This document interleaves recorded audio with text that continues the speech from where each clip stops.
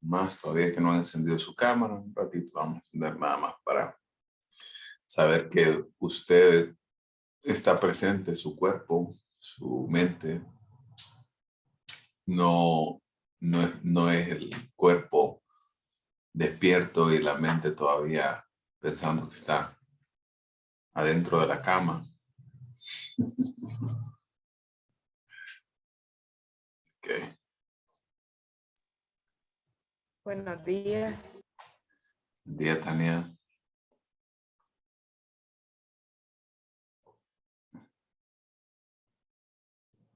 Okay.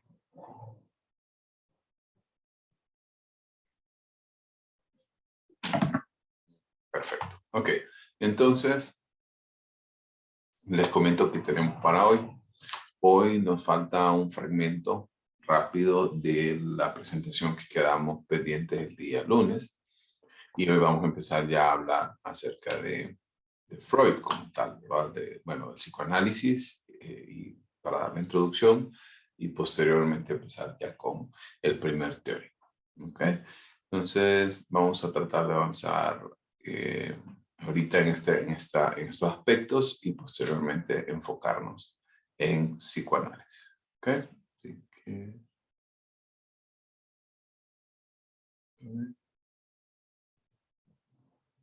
Sí, ya saben que yo les comparto pantalla, si quieren pueden dejar. Ahí también ya full, ¿verdad?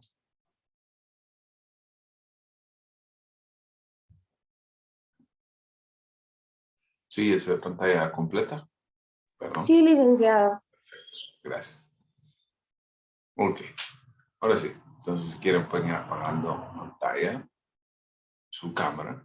Nada más como para hacer rápidamente una revisión, recordando un poco lo importante que nosotros vimos de la teoría, todo lo relacionado con los conceptos teóricos, con los constructos específicamente desarrollados para esa teoría. También lo relacionado con las proposiciones teóricas y los procesos de revisión que existen en cada una de las teorías, porque al final la teoría lleva a la investigación y la investigación va a llevar constantemente a la comprobación o refutar, ¿verdad? Las ideas de una teoría. Y por ahí ese era como donde nos habíamos quedado. Ahora vamos a hablar un poco de los métodos de investigación de la personalidad. La personalidad, pues, como hemos discutido anteriormente, no es algo tan fácil en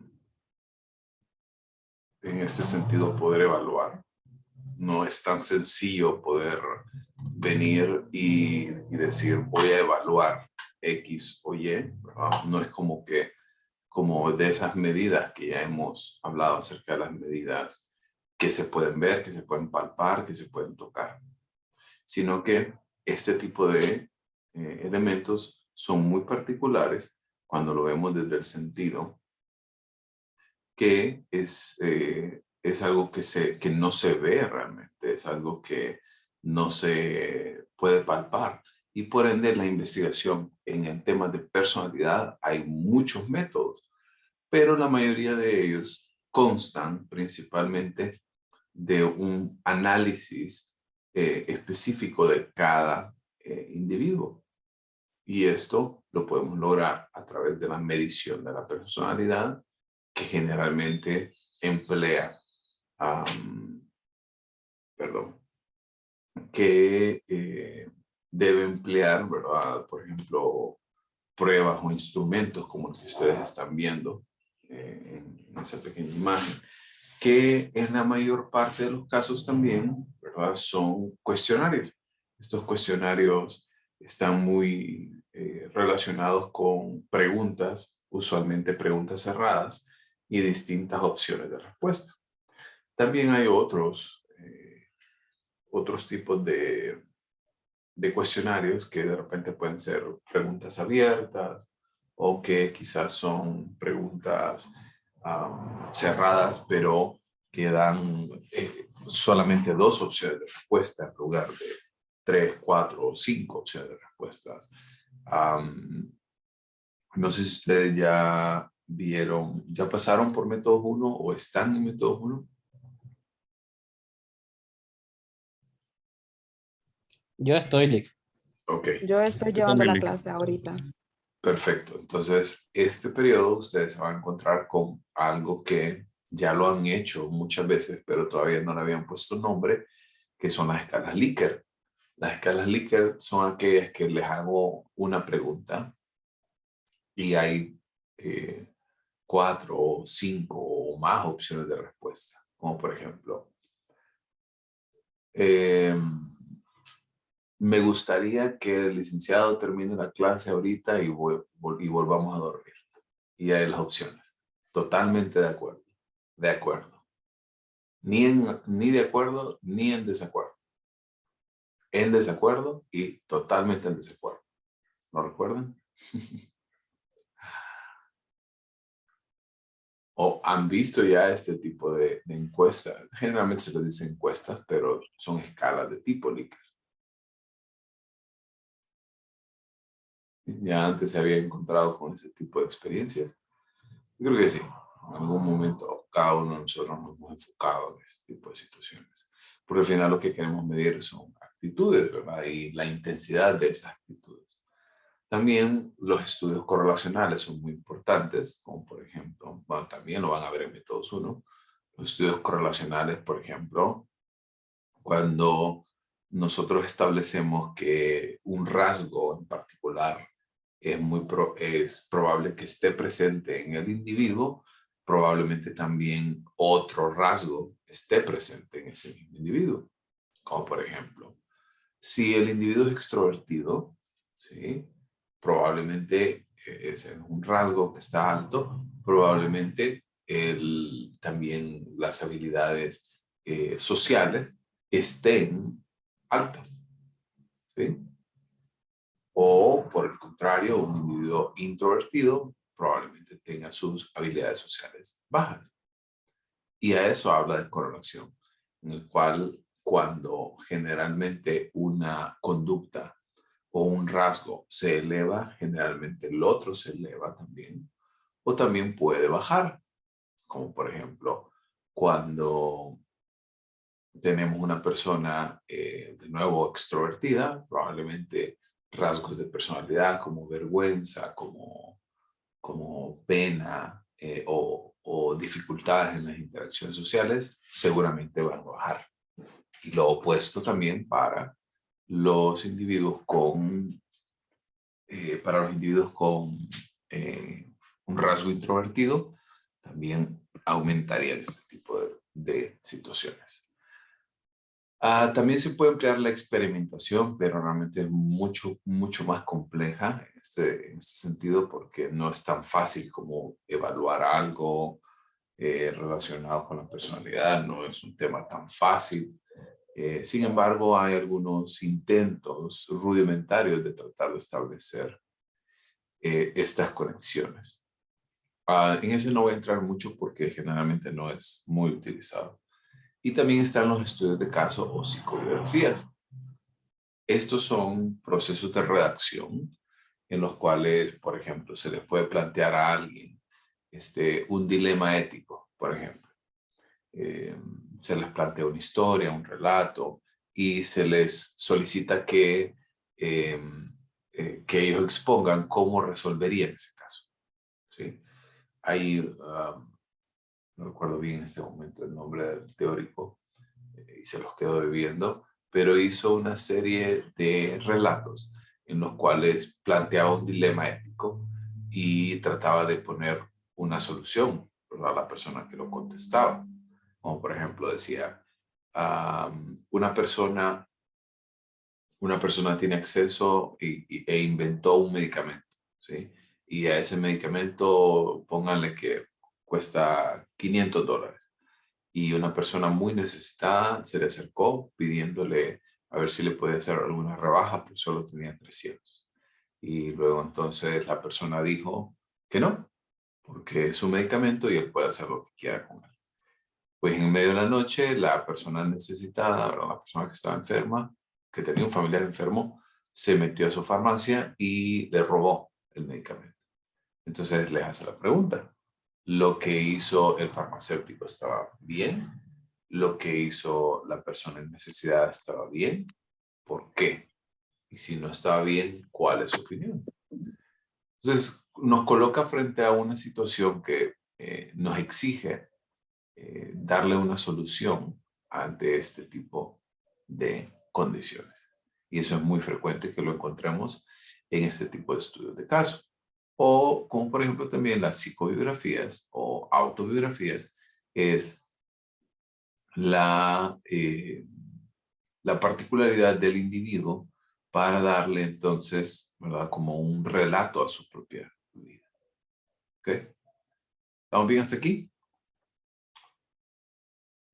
Sí. Perfecto. Sí. Perfecto. Ok. Vamos de nuevo con el tema de la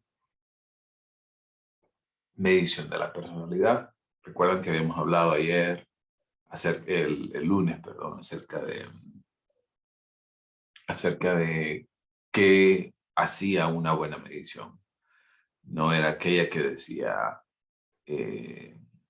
escoge un árbol y te digo cuál es tu personalidad. O escoge una imagen y te digo cuál es su personalidad, entre otras cosas. Entonces, tenemos que entender que hay dos medidas que se deben de respetar. Y estas son la confiabilidad y la validez. La confiabilidad, estos dos constructos también se los va a encontrar en métodos 1, este periodo.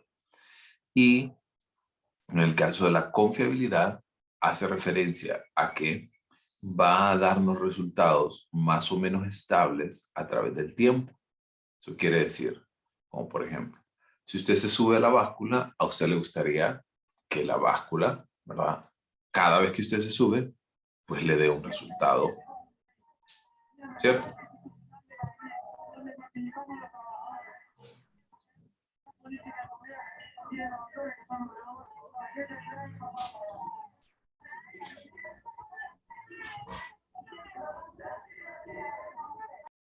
Ok.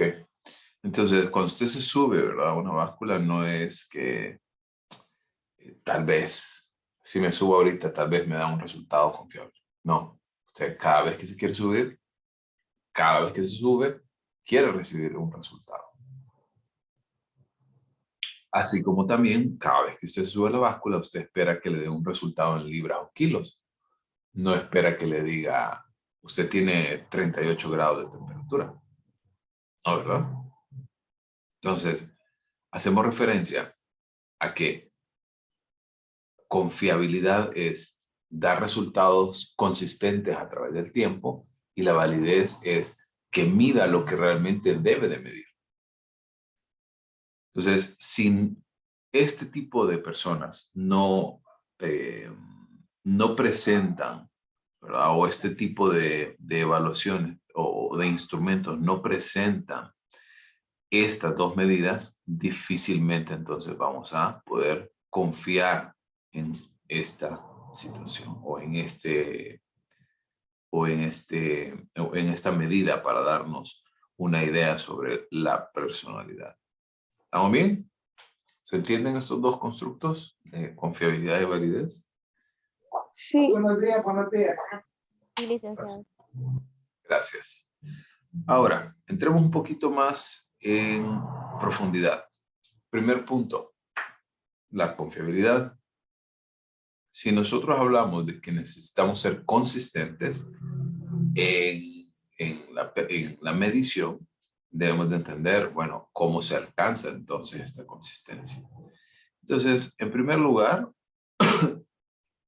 debemos de entender que la confiabilidad se puede lograr a través de tres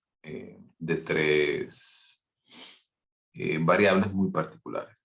La primera de ellas es el test-retest. Eso quiere decir que aplico la prueba hoy, por así decirlo, y dentro de 6 meses vuelvo a aplicar la misma prueba y es muy posible que yo obtenga entonces resultados muy parecidos. Y a eso nos referimos con el test-retest. Licenciado, ¿Sí? Aquí en este TRT, yo estuve leyendo un poquito y aquí también entraría lo que es cuando hacen esas pruebas de polígrafo, porque habla acerca de que tiene que haber en los dos momentos que se hace la prueba, debe de haber como una concordancia entre las respuestas de los individuos. Fíjese que yo le quedo mal con el tema del polígrafo porque la verdad no estoy muy familiarizado, pero le voy a comentar lo que yo sé, lo poco que sé en ese tema. Los polígrafos lo que miden realmente son distintos componentes de respuestas fisiológicas. ¿A qué me refiero? Por ejemplo, cuando yo le hago a usted una pregunta, o por ejemplo le digo, ¿están listos para un examen sorpresa ahorita? Uf, algunas personas abren los ojos, algunas personas el corazón se detuvo por un segundo, algunos otros pensaron en qué voy a hacer, ¿cierto? Y al final eso es lo que mide el polígrafo, ¿va? Esas reacciones ante las preguntas. Entonces cuando el polígrafo trata de establecer esas medidas cuando se hace el interrogatorio, porque al final el polígrafo continúa, ¿verdad? Registrando toda esta información a través del tiempo, pero con un cuestionario o con una entrevista, ¿verdad? ¿Sí se entiende? Sí, Ok, entonces en el caso de TRTs aplicaría que lo importante de esto es que haya una diferencia de tiempo entre un momento y el otro, entre un primer momento y el segundo. ¿Ok? En el caso de la siguiente, que son las formas alternas, aquí podemos emplear distintos instrumentos, como por ejemplo, podríamos utilizar dos pruebas de personalidad distintas o podríamos utilizar dos pruebas que de repente una es tipo escala Likert, otra es una de preguntas abiertas. ¿Okay? Y en el caso de la confiabilidad por mitades, este es un tema un poquito más complejo que no los quiero introducir mucho para no desviar la atención porque lo van a ver en método 2. Hace referencia a que la persona como tal, ¿verdad? El individuo va a responder la prueba de manera regular y luego ya el entrevistador o el experto en este sentido va a dividir todos los ítems, ¿verdad? A la mitad y luego va a comparar las puntuaciones entre una y otra para poder establecer si existe o no existe estos grados de confiabilidad. ¿Ok?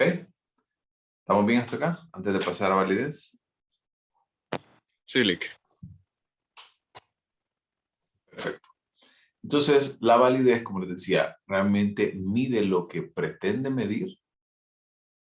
Esa es la pregunta que debemos de respondernos cada vez. Y hay dos tipos de validez. El primero que es la validez de constructo. Eso quiere decir los ítems, o sea, las preguntas que yo estoy haciendo. Como por ejemplo, tiene algo que ver, que yo de nuevo, ¿verdad? Volviendo al ejemplo que les puse. Si yo me paro en una báscula, yo espero un resultado en libras, no espero un resultado en grados Celsius, o no espero una respuesta en litros o galones. Espero una respuesta en libras o kilos, ¿no? Entonces, ¿cómo se alcanza esa respuesta? Porque pues obviamente se pasó por un proceso de elaboración para la báscula. En el caso nuestro de igual manera. Es como que yo les preguntara, a ver, ¿cuántos años tiene? A mi cuenta es 2008, ta. Pues no, ¿verdad? No tiene nada que ver una pregunta con la otra. Y el siguiente punto, que es la validez predictiva, es cómo esta información que me brinda el, el evaluado, cómo esto voy a tratar de establecer un comportamiento y ese comportamiento ¿verdad? ¿Cómo va a ser a través del tiempo? De nuevo, no es que somos magos o algo por el estilo. Simplemente lo que queremos establecer es patrones de comportamiento a través del tiempo. ¿Ok? Y a eso nos referimos con la validez predictiva. También hay algunas otras técnicas que en este caso nosotros sí los utilizamos mucho más frecuente, como los que acabamos de ver, los cuestionarios de autorreporte. También tenemos otros métodos indirectos, como por ejemplo la utilización de diarios, entre otras cosas. Solo permítame un segundito.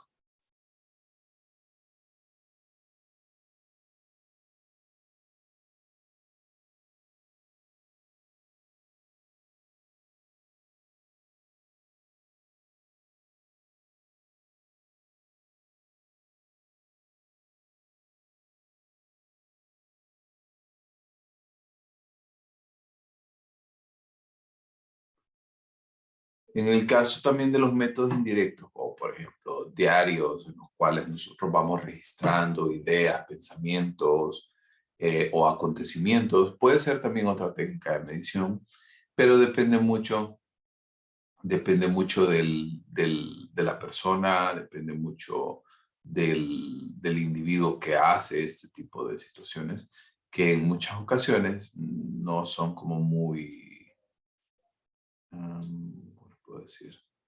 No son muy ávidos a llenar este tipo de valores o este tipo de datos. También las pruebas predictivas, que son pruebas que se basan mucho en dibujos, en historias, en relatos, que son que son conocidos como pruebas no estructuradas, porque no son como lo que acabamos de ver, ¿verdad? Como por ejemplo no son preguntas, sino que se les solicita que haga un dibujo.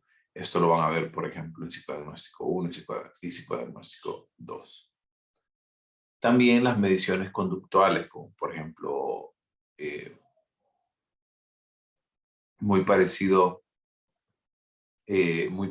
en el sentido de las mediciones de métodos indirectos como diarios. Por ahí usted puede también tener o estar un poco asociado con, por ejemplo,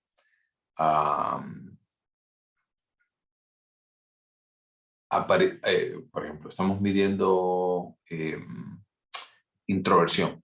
De nuevo, estoy poniendo rasgos que sean como lo más parecidos o lo más familiarizados con ustedes.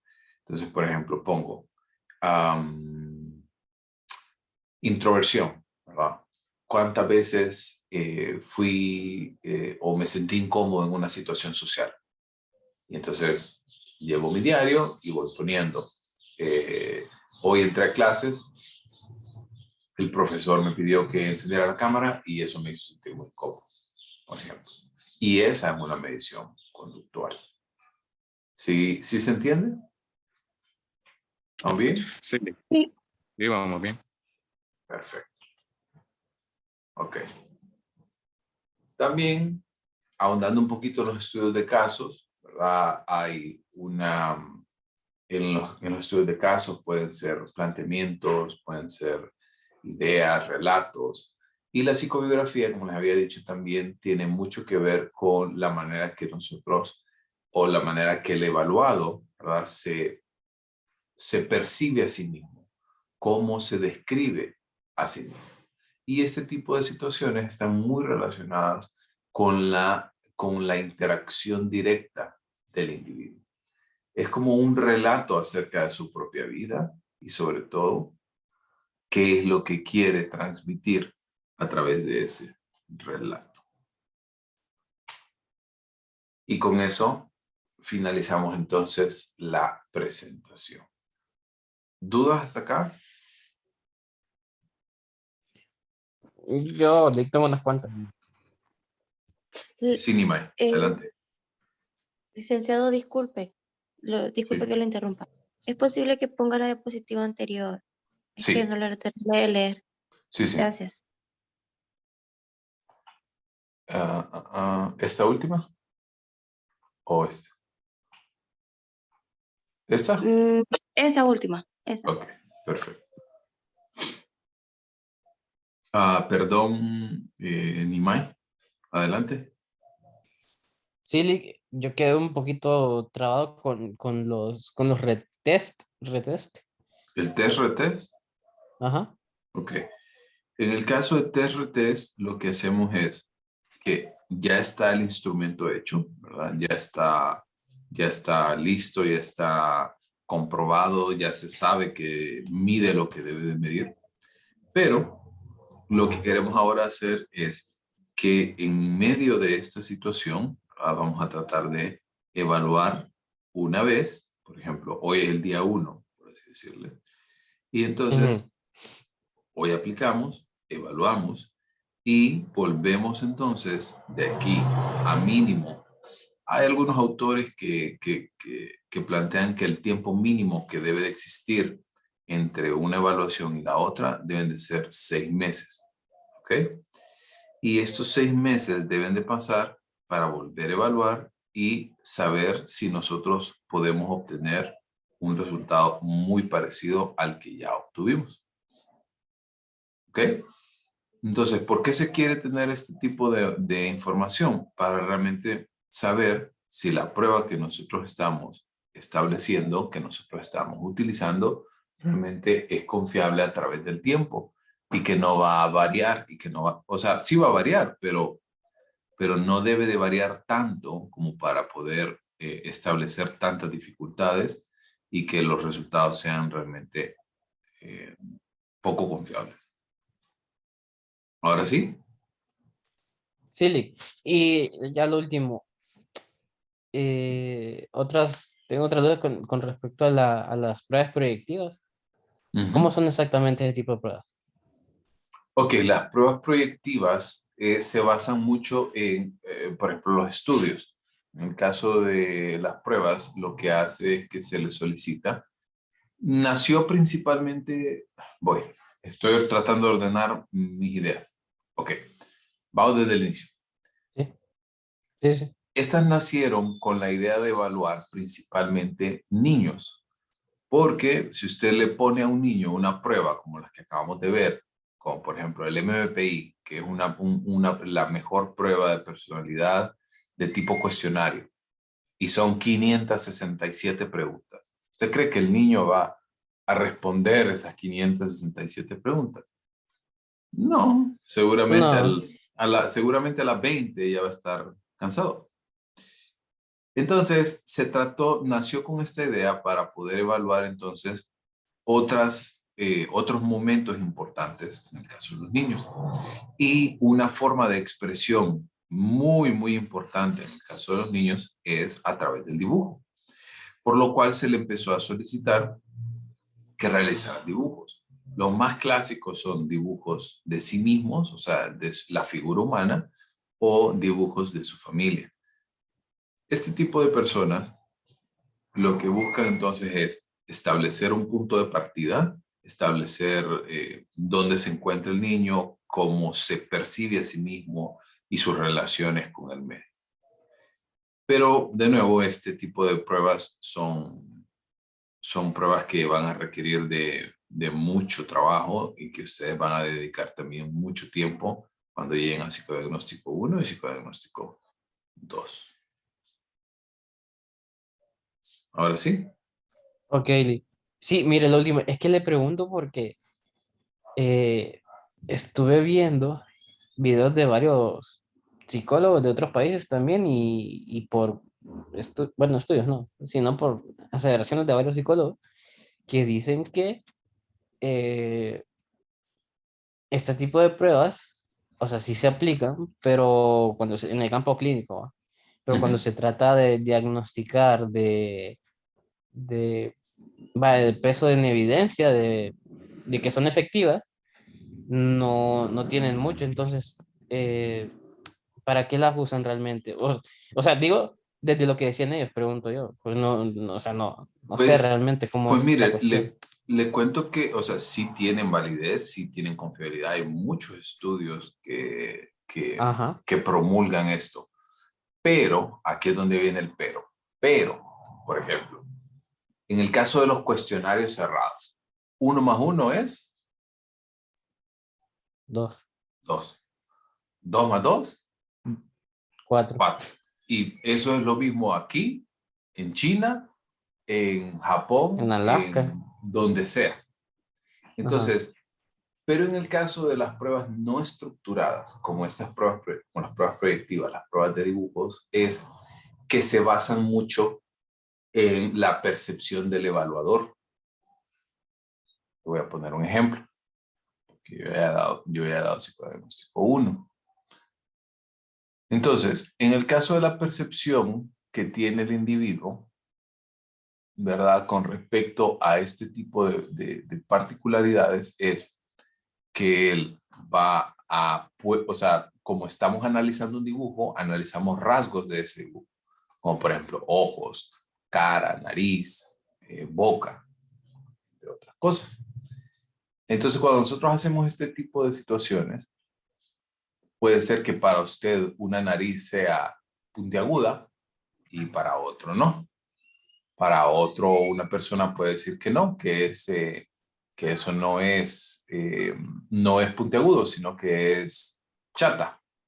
Por darle un ejemplo. O sea, ahí es donde viene la inconsistencia en este tipo de valores, porque La compré. por aquí tengo el dibujo. Entonces ahí es donde vienen las inconsistencias con este tipo de valores. Se lo voy a mostrar aquí. Como por ejemplo, este es un dibujo de un caso, por ejemplo. Entonces, por ejemplo, para una persona puede decir que, vaya, analizamos este dibujo y decimos que, ok, que no tiene cuello, por ejemplo, el dibujo. Entonces, yo considero que no tiene cuello, pero tampoco tiene brazos, por ejemplo, porque directamente está pegado como al tronco de las manos, ¿cierto? Entonces, pero para otra persona puede decir que no, que estos, voy a rayar un poquito, que esta parte de aquí lo puede considerar como una extensión del brazo y luego el resto de la mano. O alguien, por ejemplo, podría decir que de repente este dibujo, quizás en el relato decía que era una bailarina, porque quizá por la postura de los pies. Pero otro podría decir que, por ejemplo, que estos son una forma como de escabullirse o de evadir. Me pasó algo hace poco con un dibujo en el cual la cara, ¿verdad? Es muy importante en estos dibujos, pero me ocurrió algo con un niño. Entonces hizo el dibujo y al final hizo esto y lo empezó a rayar. Y a mí me pareció bien extraño. Y en el cuestionario le pregunté, ¿y eso qué es? Es una mascarilla. ¿Me entienden? Entonces, Sí. por eso es que a veces, al no interpretarlos de manera correcta, ahí es donde existen las dificultades. Pero las pruebas son muy valiosas, son muy buenas cuando se utilizan de la manera que se deben de utilizar. ¿Estamos? Ok, Eli. Sí, muchas gracias. Perfecto. Ok, entonces, si no hay más dudas, quiero abrir el espacio también para otras personas si tienen alguna otra duda con respecto a lo que acabamos de ver. ¿O estamos bien? Los leo al chat también. Todo bien, licenciado. Gracias, Alex.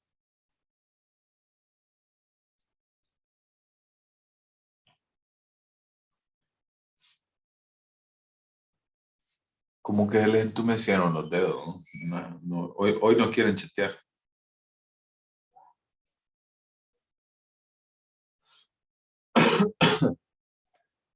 Ahora sí.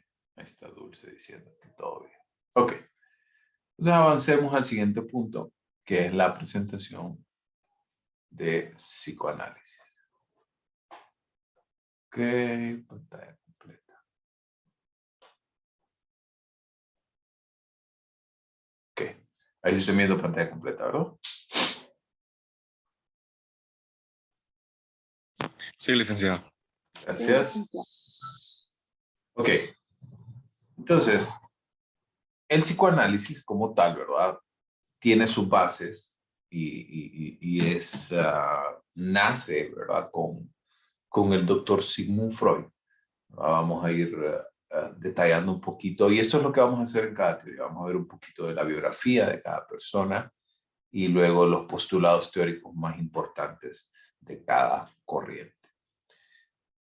Por cierto, les quiero contar, ayer en Psicología General me pidieron recomendaciones de muchas series y demás que yo les podía hacer llegar o algo que les llamara la atención. Y les recomendé algunas cosas en Netflix. Y yo les quiero recomendar también, si no la han visto, hay una serie de Freud en Netflix. Es una serie, pues yo no diría que es larga, pero tampoco diría que es tan corta. Son 10 episodios como de 1 hora aproximadamente cada uno de ellos. Es muy buena y sobre todo detalla un poco el camino que Freud tomó previo a convertirse en el padre del psicoanálisis. Así que se la recomiendo. Por ahí es un poco religioso, tiene un poquito de misticismo y demás, pero está bueno. Hace como 2 años más o menos salió. Ok.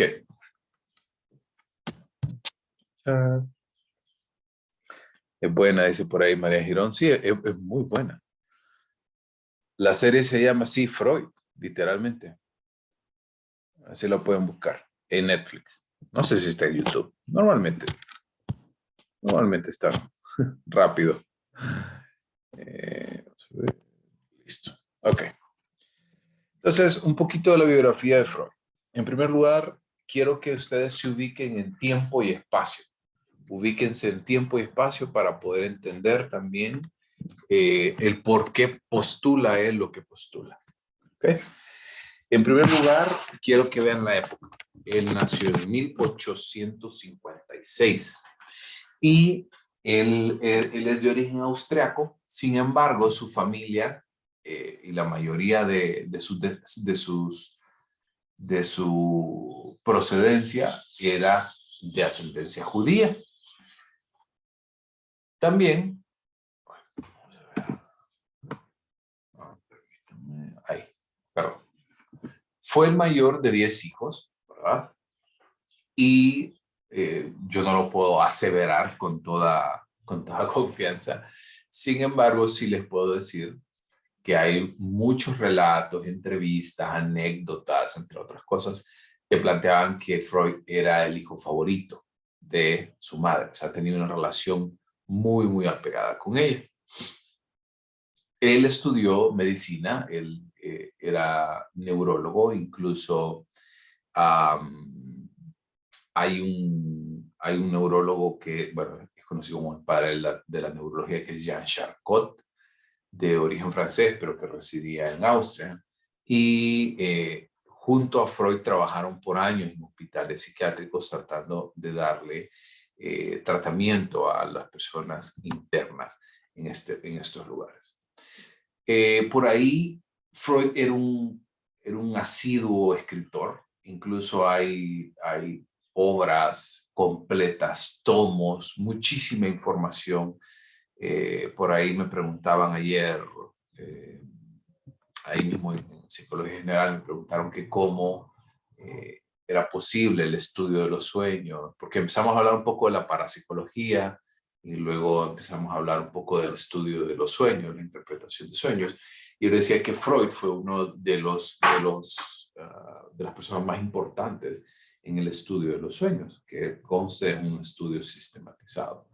Hay tomos hay algunos muy, muy buenos. Hay uno que se llama Tótem y Tabú, que habla mucho y está muy relacionado con lo que van a ver en la serie de Freud. Porque les adelanto, no van a ver en la serie, no van a ver nada de él después de volverse en el famoso doctor que atendía a personas con histeria y todo esto. Todo eso fue antes de él realmente poner su consultorio, y todo el viaje que él hace por el tema místico, por la parte religiosa, por sesiones espiritistas y este tipo de situaciones.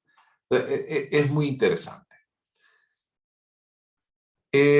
Antes de que pasemos un poquito con el tema de la historia del psicoanálisis, quiero que también ustedes se ubiquen en tiempo, porque él, en Viena, ¿verdad? Para ponerlo un poquito también en contexto histórico, él era judío, por ende, sabrán que cuando llegó la Primera Guerra Mundial, él todavía continuaba trabajando. Sin embargo, a partir de estos conflictos, tuvo que emigrar a Estados Unidos, donde finalmente falleció. Sin embargo, en esos momentos todavía él seguía publicando, seguía haciendo anotaciones a sus distintas teorías y hacía algunos de los cambios más relevantes y de las actualizaciones más importantes previas a su muerte. Ahora, un poquito de la historia del psicoanálisis. Como hemos visto hasta ahorita, él es corte médico, ¿verdad? Al ser de corte médico, tenía sus líneas de pensamiento bien establecidas. Sin embargo, cuando hablamos del todo el proceso de la fundación de esta nueva teoría tal del psicoanálisis, él fue la figura, el máximo exponente, que después, en el caso, por ejemplo, de Carl Jung, que fue uno de sus discípulos, Erik Erikson también, que fue uno de sus discípulos, Karen Horney, e incluso también su hija Anna Freud también lanzó postulados muy interesantes. En 1897 muere su padre, ¿verdad? Y también él empieza a convertirse en su propio paciente.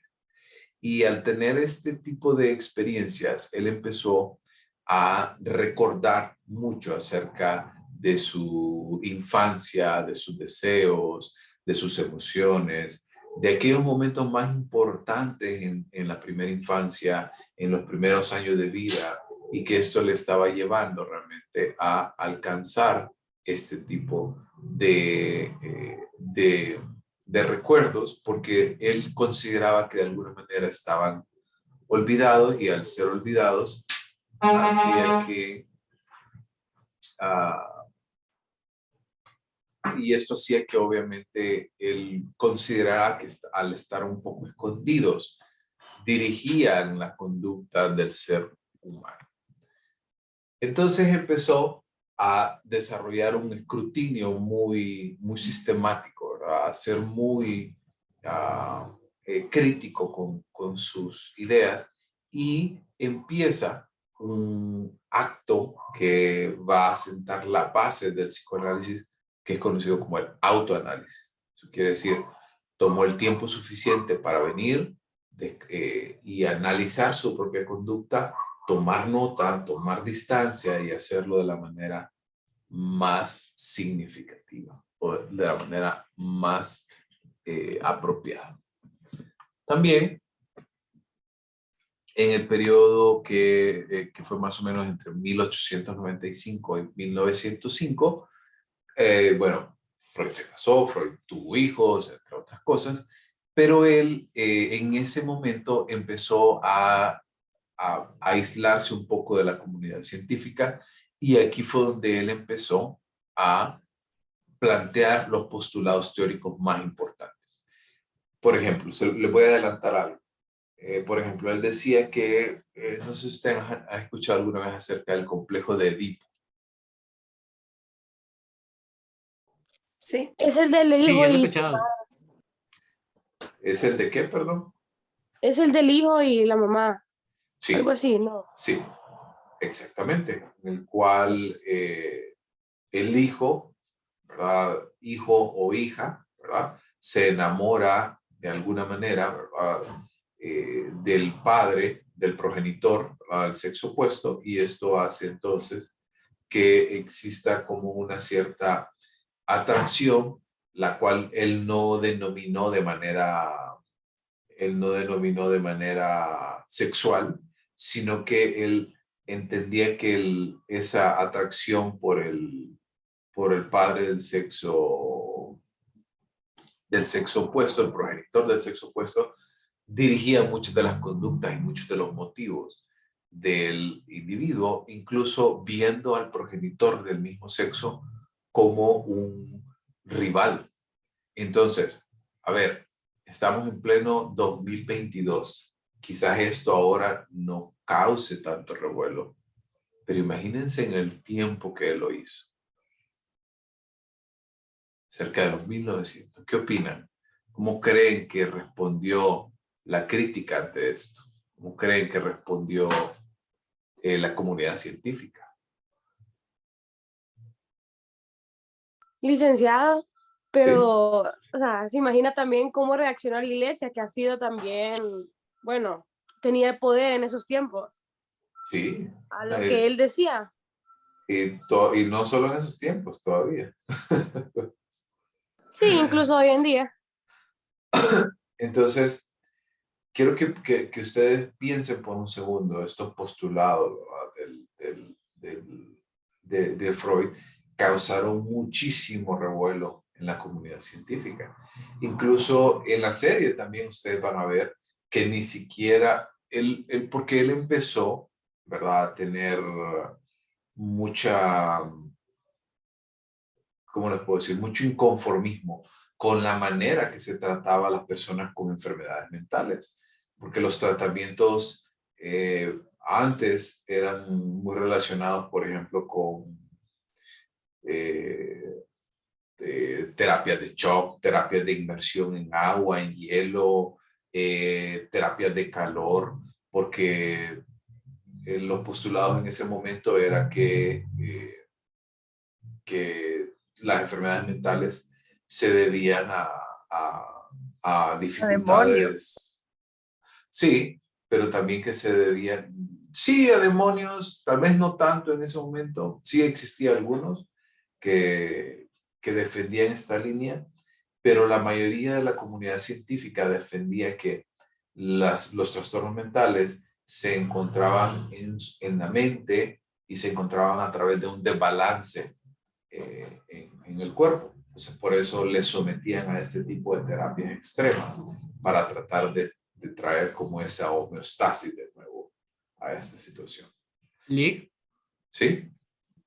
pero en ese tiempo ya se estaba concibiendo el hecho de que podíamos tener trastornos mentales o cuestiones así, porque hubo un tiempo también incluso, no sé si fue antes o todavía se sigue creyendo que, bueno, más bien realmente, y como decía la compañera, o estaba poseído o directamente era un loco por Ujú. tener dichos trastornos. Sí, en ese momento había ciertas líneas, pero no eran tan frecuentes, por lo menos en la comunidad científica.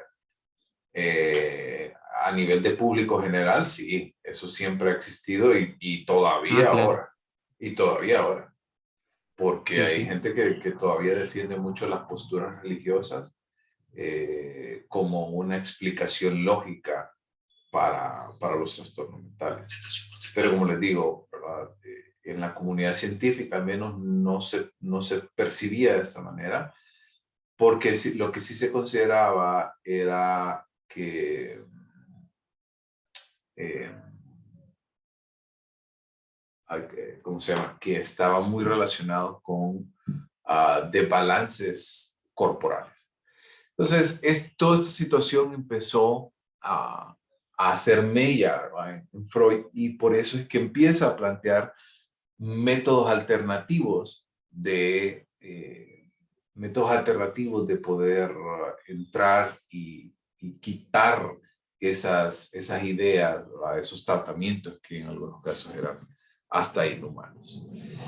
Ah, en ese momento, ¿verdad?, él empezó a realizar muchas publicaciones, incluso él utilizó la hipnosis como uno de los pilares de su teoría también, pero pues no fue, se imaginarán que esto no fue muy bien recibido.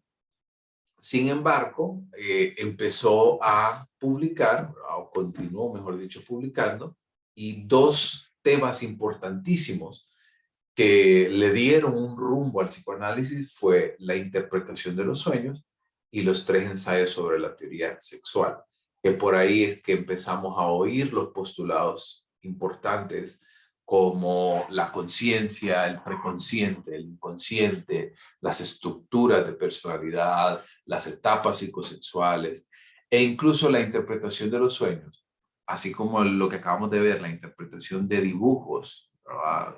Que se llaman pruebas proyectivas, se basa mucho en la interpretación del psicoanálisis. También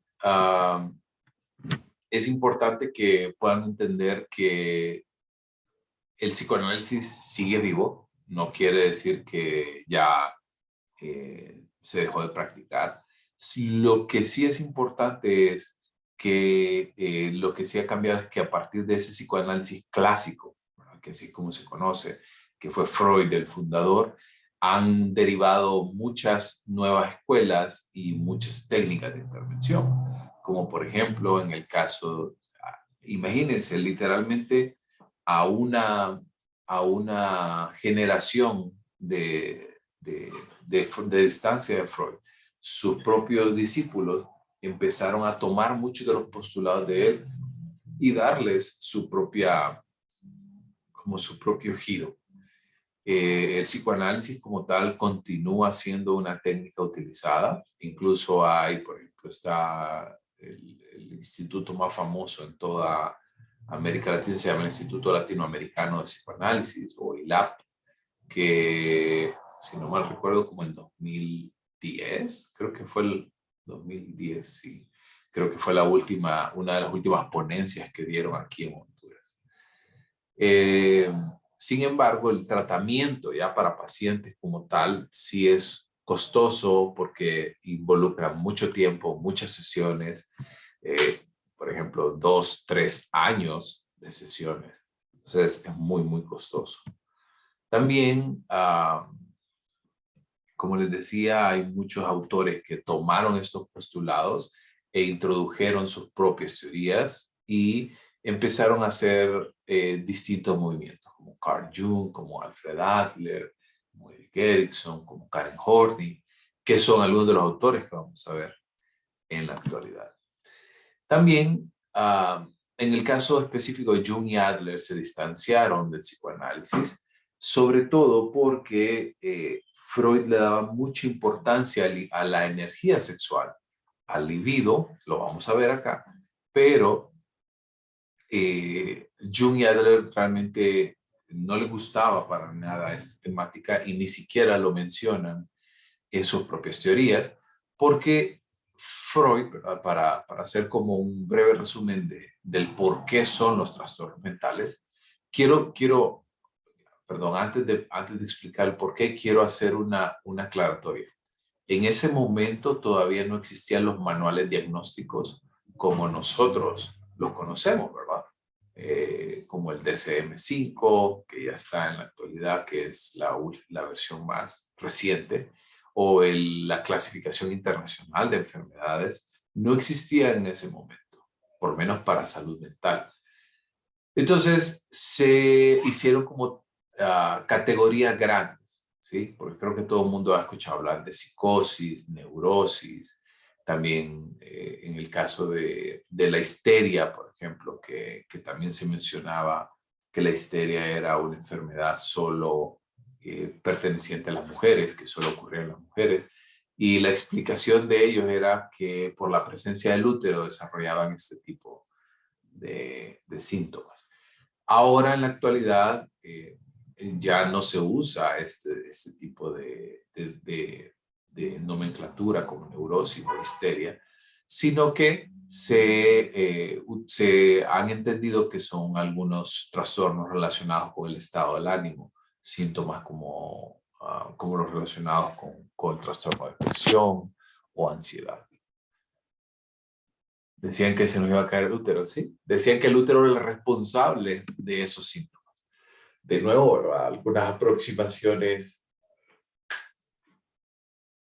no tan científicas, por así decirlo. ¿Ok?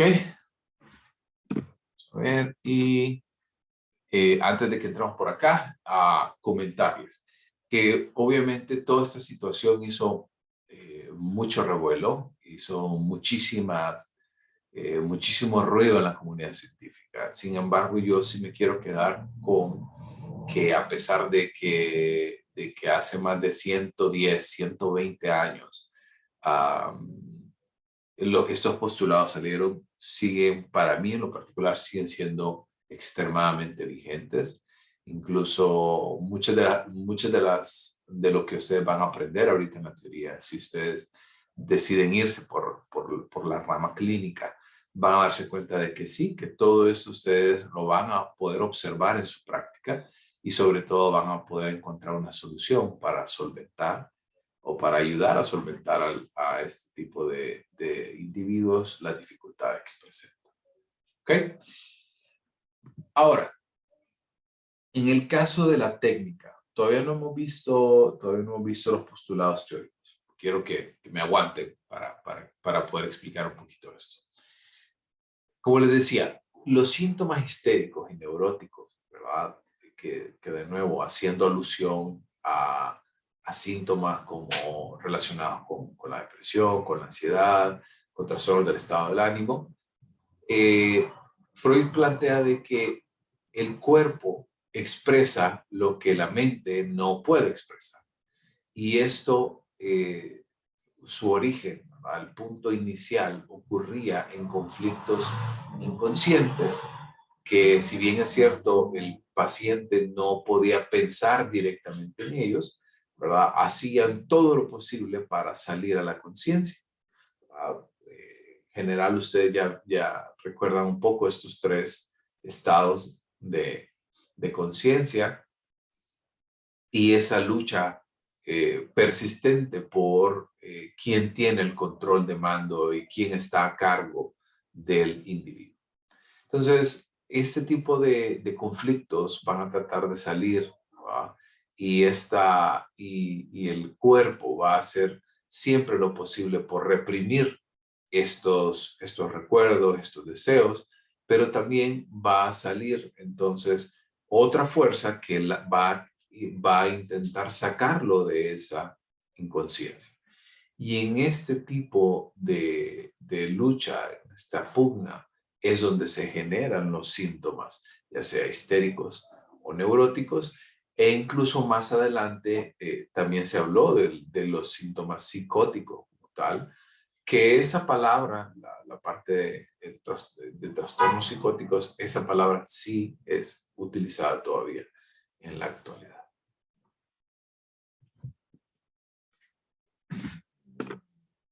Ok. ¿Hasta aquí? ¿Estamos bien? ¿Se entendió todo claro hasta acá? Sí, licenciado. Sí. Sí. Perfecto. Licenciado, yo tengo una pregunta. Dígame. Con relación al complejo de Edipo, ¿en qué etapa psicosexual se empieza? La perdimos por ahí. A ver. ¿Se me escuchó? No, solo le escuché en la etapa de Edipo, ¿en qué etapa? No, perdón, el complejo de Edipo, ¿en qué etapa? Y luego, ¿En qué etapa psicosexual se empieza a desarrollar? acuérdense que tenemos cinco etapas, o mejor dicho, 4 etapas y un periodo. Las etapas oral, anal, fálica, el periodo de latencia y la etapa genital. Entonces, en el periodo de latencia es donde se genera este complejo.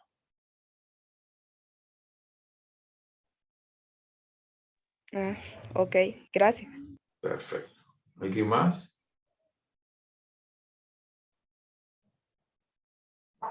¿Estamos bien?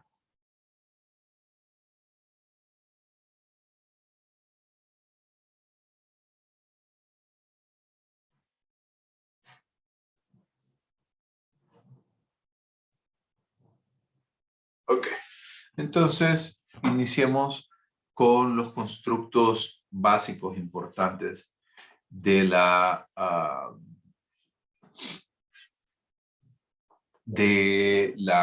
teoría. Y empezamos por los niveles de conciencia, haciendo un repaso, porque toda esta información ustedes ya la tienen. Entonces, el primer punto que nosotros debemos tocar es la conciencia.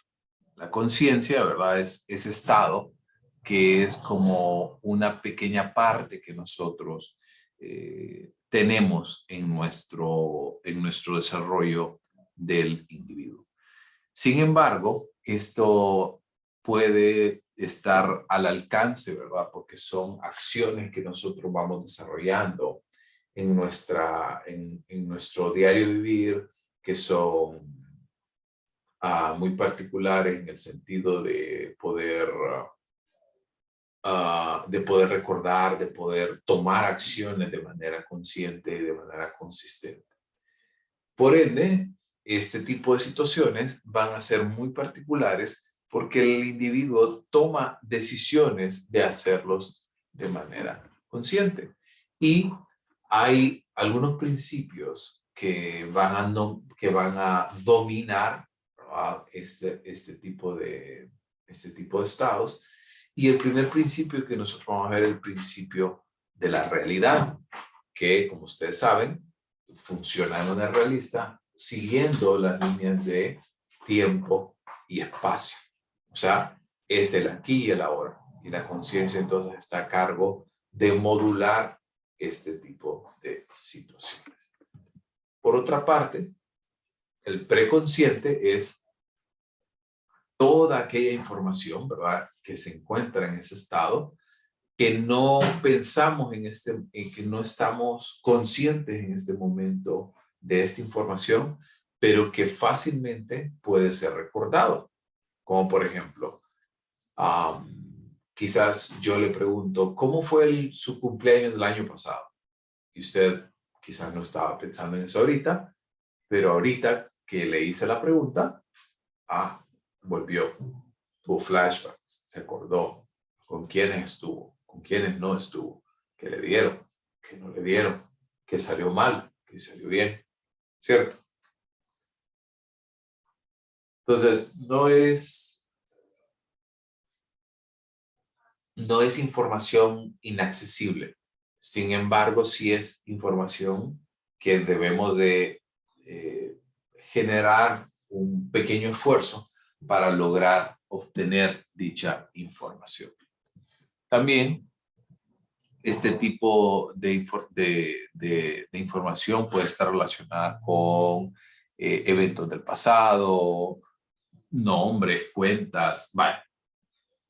Por ejemplo, ahora con tantas apps, tantas contraseñas, tantas claves, tantos nombres de usuario, quizás no los manejamos todos en el momento, pero si hacemos un ligero esfuerzo podemos recordarlo.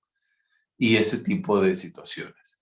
O quizás pensemos en recuerdos un poco más atrás, por ejemplo, o un poquito más significativos. Yo le decía algo a mi esposa hace poco que para mí los sábados, por ejemplo, en la mañana, tengo muchos recuerdos de que mi mamá cocinaba pan, que hacía panqueques. Y para mí, esa comida es como muy hogareña para mí, pero quizás para usted no representa absolutamente nada. Porque de nuevo, estas experiencias son tan particulares, son tan personales, que para una persona pueden significar mucho y para otra persona simplemente no significan nada. ¿Estamos bien?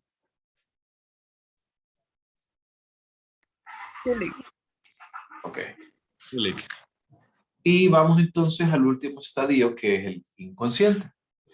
En el inconsciente, nosotros vamos a encontrar y vamos a referirnos a todos los procesos. Permítame. A todos los procesos que la persona no se da cuenta. Permítame un segundito.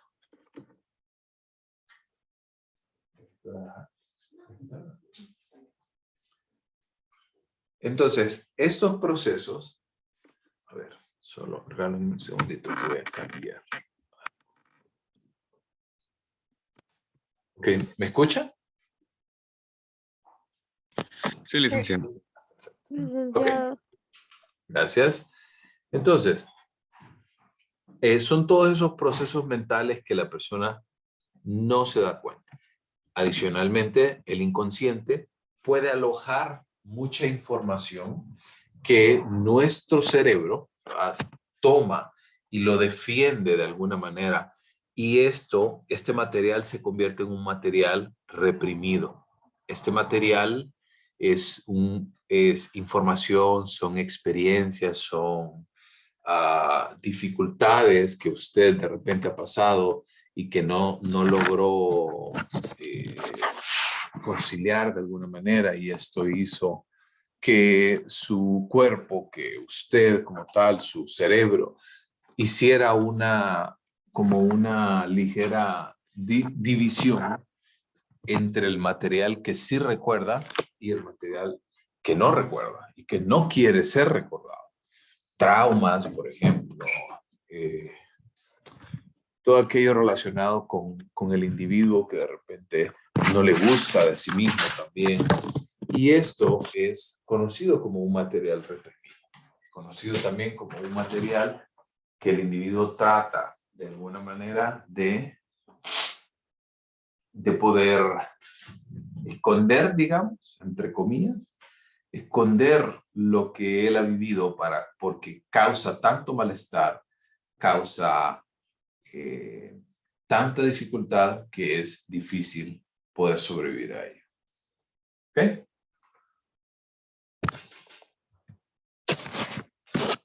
También. Licenciado, Sí, disculpe, licenciado.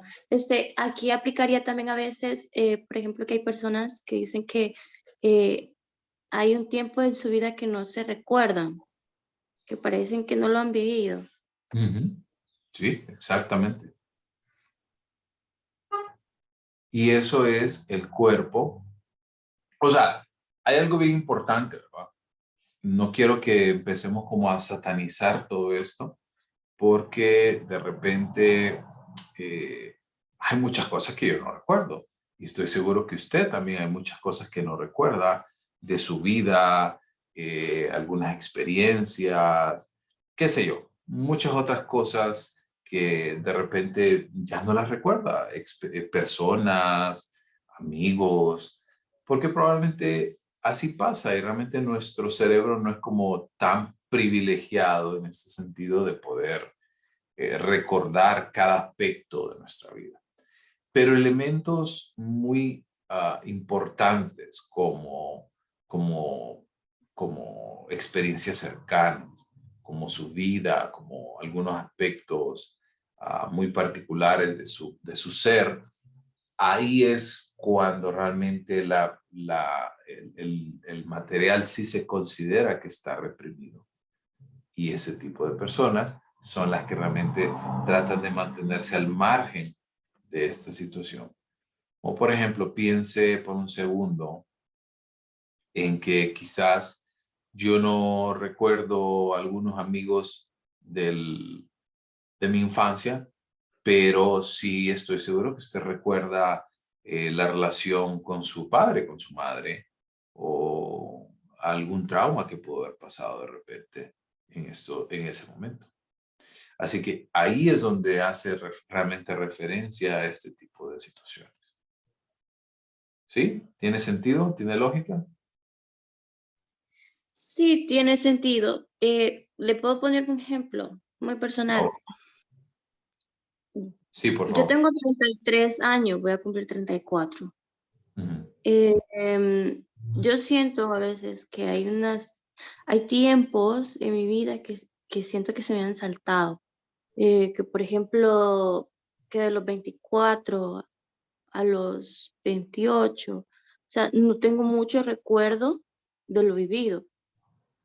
A veces tengo que intentar reflexionar en qué tiempo ha pasado las cosas, pero pierdo bastante la noción del tiempo.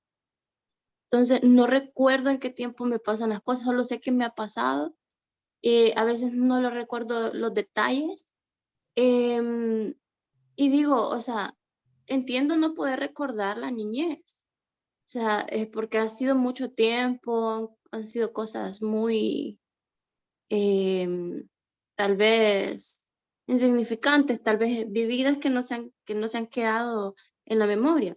Pero o sea, pasar de la adultez y no recordar momentos importantes, no recordar fechas, no recordar, o sea, intentar olvidar, em, me imagino, o sea, que la mente es bien selectiva, que hay cosas que intenta olvidar para seguir adelante, digo, no sé. Sí, sí, sí.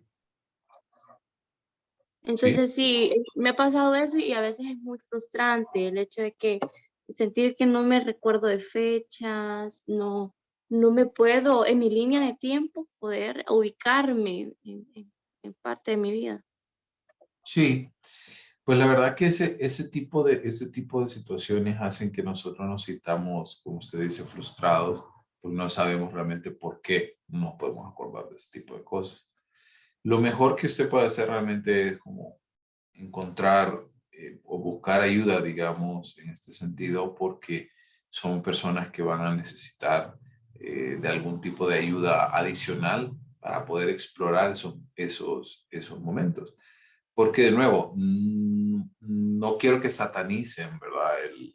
El olvido común, ¿sí? Con una idea reprimida, ¿verdad? Porque no es lo mismo. No es lo mismo no recordar algo porque simplemente no le damos importancia a esto, a reprimir esa información en nuestro inconsciente. Son dos cosas distintas. ¿Sí? ¿Hace sentido esto? Sí, sí, sí, tiene toda la Ok. razón. Comprendo. Súper, estamos bien. Pero sí es importante que usted en su caso, ¿verdad? No recordar muchas cosas, como acaba de decir, que encontremos, una manera de establecer el por qué está ocurriendo esto. Y sobre todo, esa es la parte que les quiero decir, porque lo importante de esto es explorar por qué no logro recordar, por qué este material está reprimido. ¿Está bien? Mariana. Sí, licenciado, buenos días. En este caso, pues yo le tengo un ejemplo también un poco personal, donde dice que incluye los recuerdos traumáticos. Em, en el caso de personal, a una tía mía hace como 3 años falleció lo que fue un hijo menor de ella de 10 años, en donde pasados los días después del sepelio y todo eso, ella nos preguntó qué había pasado, cómo había sido todo, porque prácticamente ella no recordaba absolutamente nada de lo que fueron 2 días. Durante fue la vela y el entierro.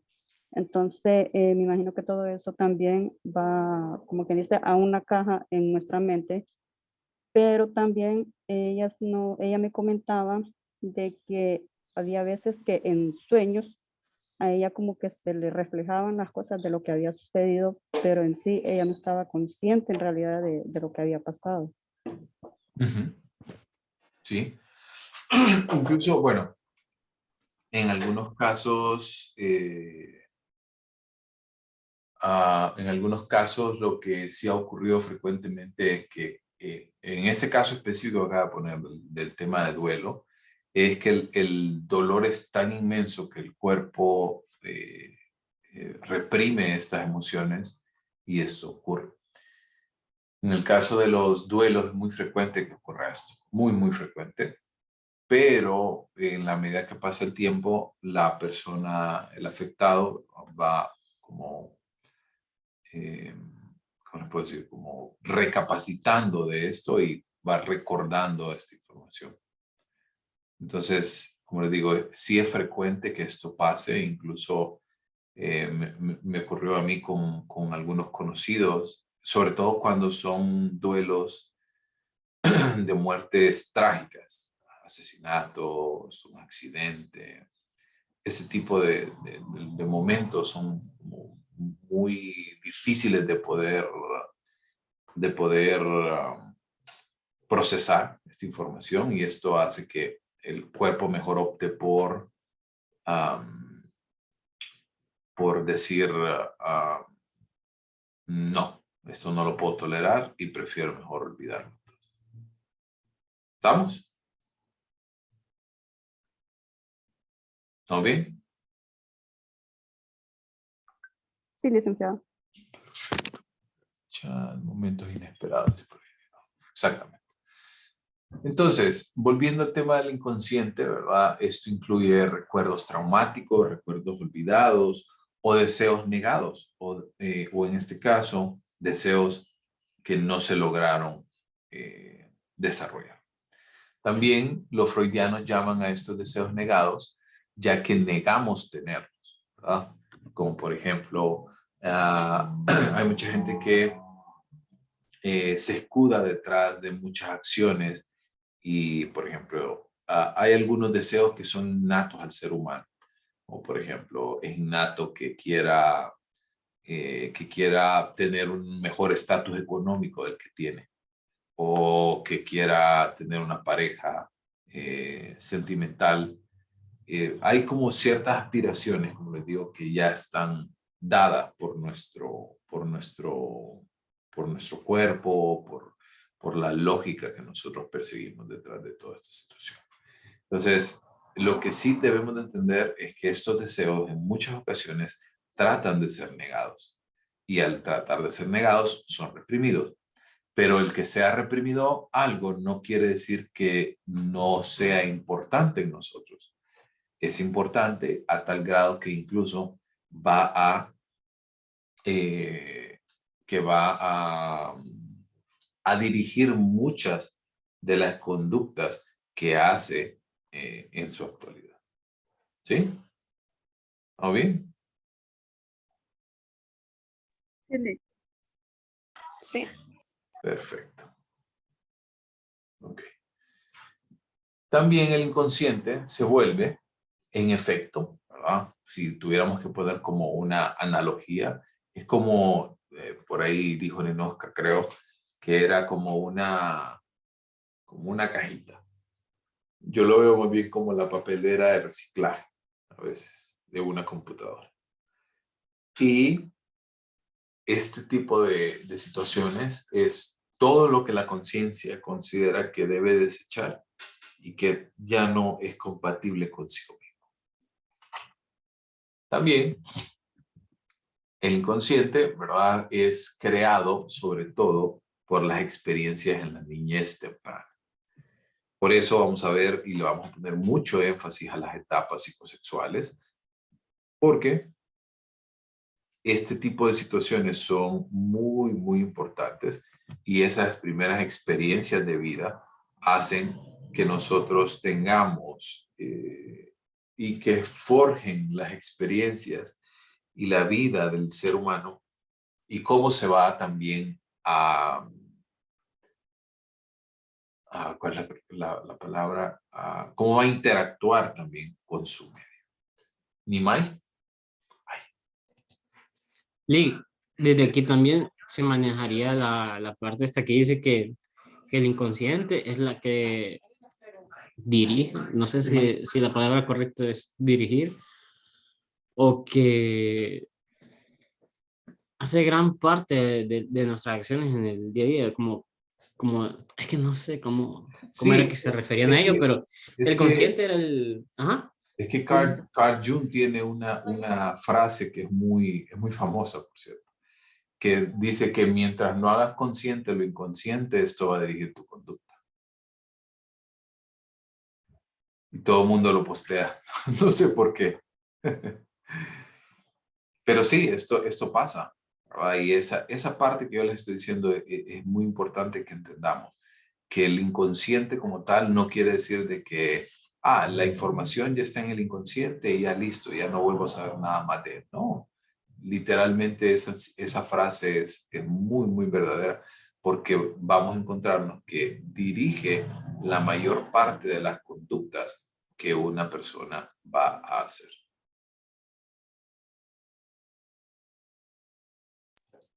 Gracias, Lee. Perfecto. Ok, y vamos a ver, ya habíamos hablado de que existe el mecanismo de defensa de la represión. Y según Freud, ¿verdad? A nadie le gusta enfocarse, ¿verdad? En pensamientos desagradables, en cosas que no nos gustan. A nadie le gusta. Y esto es regido por el principio hedonista o el principio del placer, el cual es muy importante que ustedes entiendan que la persona siempre va a querer buscar su bienestar y también al mismo tiempo, al buscar su bienestar, va a tratar de evitar el dolor a toda costa. Pero cuando ya esa evitación del dolor a toda costa ocurre y realmente ya se vuelve algo muy hedonista, es cuando se vuelve patológico y se tienen dificultades en la interacción y pueden presentarse algunos trastornos de personalidad. ¿Vamos? ¿Dudas? ¿Hasta aquí? No, Lick, todo claro. Perfecto. Ok. Y vamos a ver, voy a dejar de compartir entonces porque esa parte ya de estructuras de personalidad, y voy a ir encendiendo mi cámara, esa parte de estructuras de personalidad quiero que la abramos, porque ya cerramos el tema de los 3 estados de conciencia y quiero que lo abramos hasta el próximo lunes. Entonces, porque no me he fijado, son las 8:30, los minutitos que les había dado, yo decía que me hace falta algo, me hace falta vida, me hace falta mi café. Como no les di la pausa a las 8 para ir a refiliar su café, entonces se las doy ahorita al final. Pero antes de terminar, ¿verdad? Quiero preguntarles si hay alguna duda, hay alguna pregunta, consulta, algo que no quedó claro.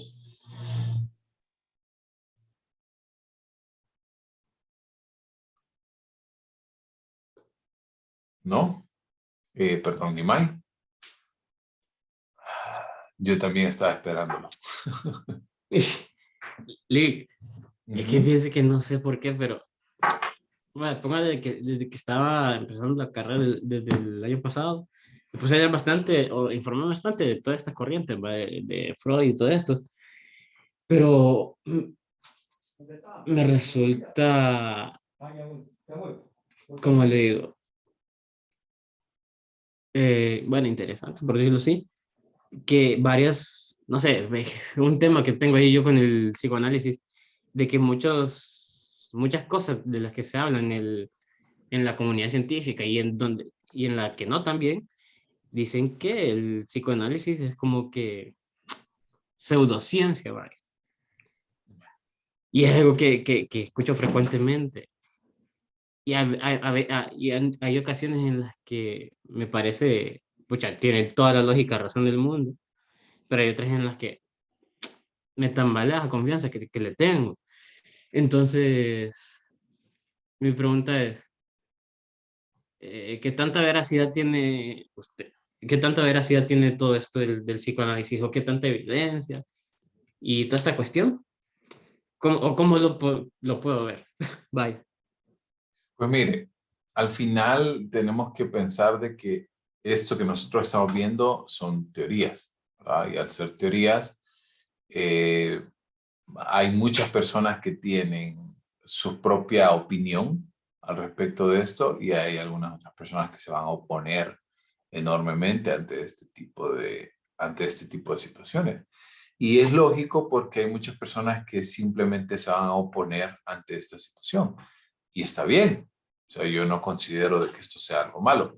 Pero sí, lo que sí considero es que realmente usted debe de tener como su propia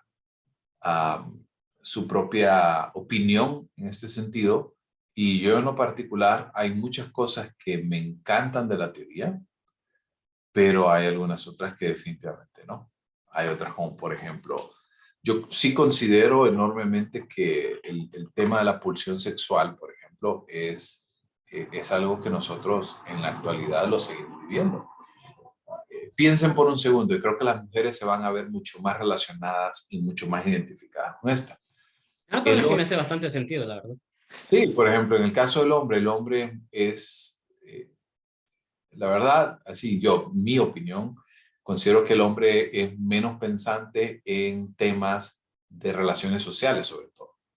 Va por algo sin importar las consecuencias, sin importar si daño a alguien, si hago lo que tengo que hacer.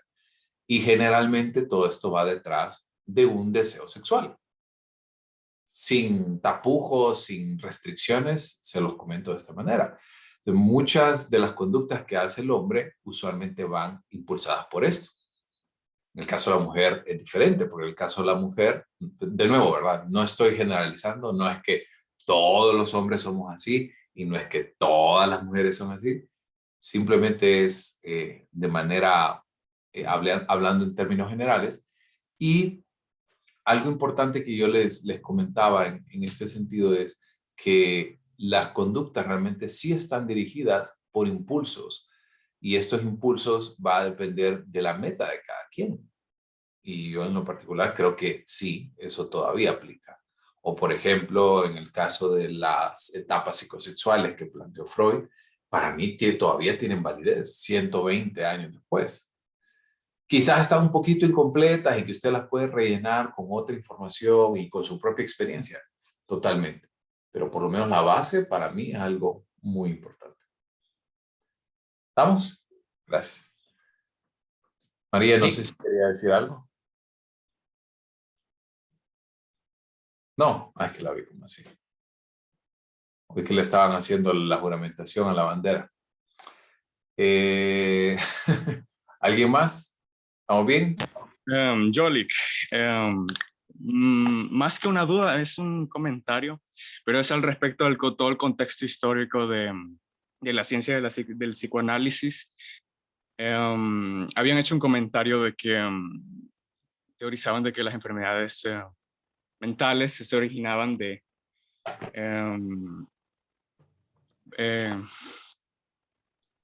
la posesión de demonios y espíritus malignos. En esa época, más que nada, en el siglo XIX. Pero yo recordé, yo como un fan de la historia que soy, yo soy muy aficionado, yo recordé un libro que yo leí el año pasado que se llama Crimen y Castigo, de Fyodor Dostoyevsky. Yo lo recomiendo al 100%, no sé si ustedes tienen tiempo de hojearlo, y usted también, licenciado, yo quiero que usted lo lea. Trata más que nada de una persona colérica que se ha aislado completamente del resto del mundo y que solamente tiene un amigo. Esta persona generalmente es alguien hipocondríaco, o sea, que está obsesionado con una enfermedad que no tiene, aunque casi todo el tiempo pasa en cama y se siente mal. El autor, que es Fyodor Dostoyevsky, lo describió de forma como, no necesariamente como posesión demoníaca o algo espiritual. Bueno, sí fue algo espiritual en caso, pero esto lo denominó como una enfermedad del corazón, algo del origen del corazón. Como esta persona vivía atormentada toda su vida, creyendo que todo el mundo estaba en su contra. Esta historia me pareció bastante interesante y me fascinó demasiado. Por eso yo quiero que ustedes lo lean también. Se llama Crimen y Castigo. Fue publicado en 1866 y de verdad me impresionó cómo el autor, sin ser necesariamente un teórico o un estudioso del tema, hizo todo esto. Él plasmó sus observaciones en las conductas de otras personas en un texto, y por eso este libro o sus obras a menudo son catalogadas como psicológicas. Fyodor Dostoyevsky fue un ingeniero militar. Quizás la carrera el transcurso de toda su vida, de cómo él fue una persona particularmente conservadora. Antes fue ateo, pero luego se inclinó al cristianismo ortodoxo. Y yo siento, bueno, es más que obvio que cada obra de un autor está influenciada por partes importantes de su vida. Y siento que esta fue una forma importante o una forma de explicar cómo quizás se ha sentido en algunos momentos o cómo ha observado que una persona se ha perdido entre todas estas, todos estos estigmas de los que poquísimas personas pueden hablar. Yo me inclino más por lo práctico, tomado de la mano de lo teórico. Y yo siento que con el tema del psicoanálisis y también del inconsciente, del consciente también, yo recordé bastante esta obra. Por eso yo quiero que le den un vistazo y lo analicen. La recomiendo, no dejo de repetirlo.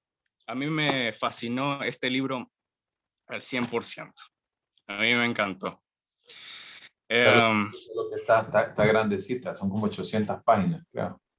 Sí, es algo grandecito, pero créame que es disfrutable. Es disfrutable. Ok, muy bien. Pues ahí lo vamos a... Ya lo encontré, ya lo busqué en Google, ya lo puse ahí. Yo no ando mucho con cuentos. Cuando termine la lectura con la que estoy actualmente, vamos a entrar. Dostoyevsky es muy buen autor. El otro que tengo en fila es el de los hermanos Karamazov, que también es de... Así que, o sea, quiero que ustedes con lo que se queden es realmente que se vuelvan críticos.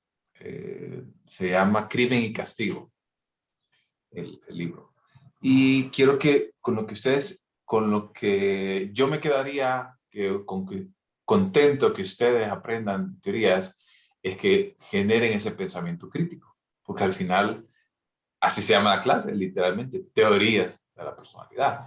Pero usted está bajo el deber de ir al campo y comprobar esto.